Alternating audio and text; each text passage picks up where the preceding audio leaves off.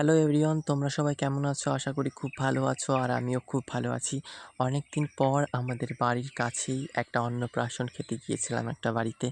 আর সেখানে গিয়েই তোমরা দেখতে পেলে ১ম এই যে প্যান্ডেলে বাচ্চাটাকে একটা গিফট দিয়ে এসে আমরা চলে এসেছি খাওয়া-দাওয়ার টেবিলে এবং খাওয়া-দাওয়া শুরুও হয়ে গেছে। আর এখানে আমি তোমাদেরকে দেখাচ্ছিলাম যে কী রেসিপি দিয়েছিল। আর রেসিপিতে ছিল ডাল, পাঁচমিশালি সবজি, পটল চিংড়ি আর মাটন। আর সবশেষে ছিল দই, মিষ্টি, চাটনি আর পাঁপড়।